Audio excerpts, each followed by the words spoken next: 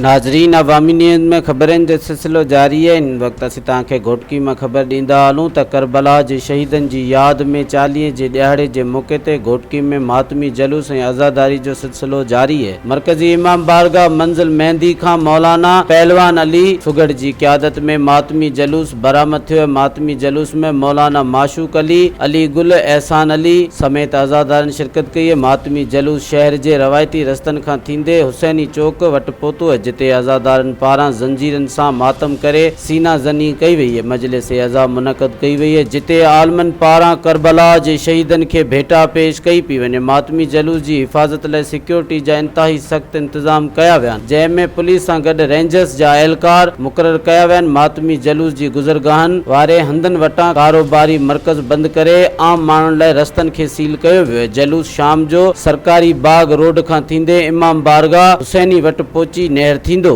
मज़ीद खबरों और तफसीलात के लिए विजिट करें हमारी वेबसाइट www.awamiNewsHD.com।